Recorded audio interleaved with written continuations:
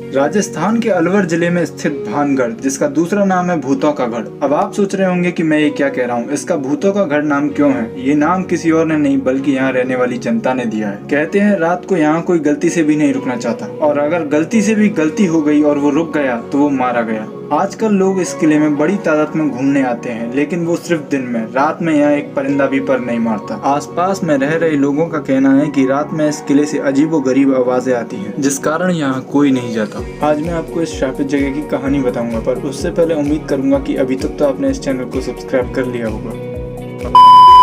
लगभग 17वीं शताब्दी में इस किले में एक राजकुमारी रहा करती थी, जिसका नाम था रत्नावती। कहते हैं कि रत्नावती उस समय की सबसे सुंदर राजकुमारियों में से एक हुआ करती थी। रत्नावती की सुंदरता पर मोहित कई राजकुमार थे जो राजकुमारी से शादी करना चाहते थे, लेकिन राजकुमारी को किसी अन्य राजकुमार में कोई रुचि नहीं थी। एक बार की बात है जब उसी राज्य में रह रहे एक तांत्रिक की नजर राजकुमारी पर पड़ी।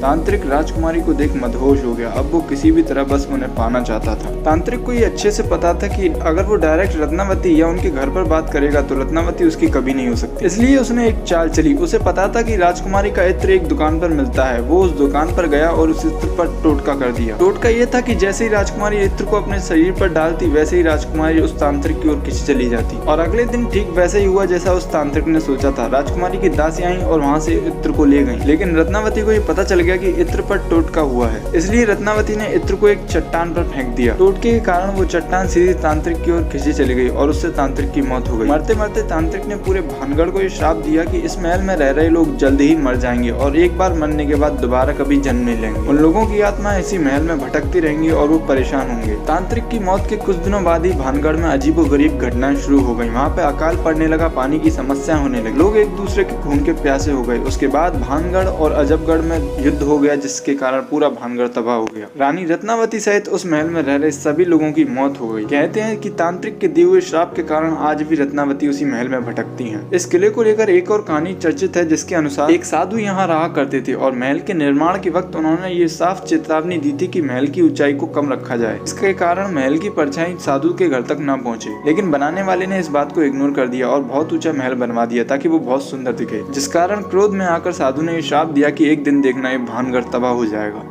एक तीसरी कहानी के मुताबिक 1720 में भानगढ़ इसलिए उजड़ने लगा था क्योंकि यहाँ पानी की कमी थी। 1783 में एक अकाल पड़ा जिसमें लोगों की मौत हुई। इस अकाल ने पूरे भानगढ़ में रिहायशी को खत्म कर दिया और यहाँ के लोग मारे जाने लगे। अब मेन सवाल ये है कि क्या भानगढ़ में सच में भूत है? तो आपको बता दूं कि ऐसा कोई निश्चित नहीं है। यहाँ पर कुछ पैरानॉर्मल एक्टिविटी होती है, लेकिन उनका कारण क्या है ये आज तक किसी को नहीं मालूम। कुछ लोगों का कहना है कि उन्होंने यहाँ पे सच में भूत को देखा है। ये बात कितनी सच है और कितनी झूठ, ये जब पता चलेगा जब आप वहाँ जाएंगे। वैसे तो वहाँ जाना नहीं चाहिए। अगर आप कभी भानगढ़ जाएं तो कोशिश करें कि दिन में जाएं और रात तक ना रुकें। और अगर आप अभी तक भानगढ़ में एक भी बार गए तो अपना एक्सपीरियंस नीचे कमेंट बॉक्स में शेयर कीजिएगा। Thank you. इस वीडियो को देखने के लिए आपका शुक्रिया और सब्सक्राइब करने के लिए भी आपका शुक्रिया।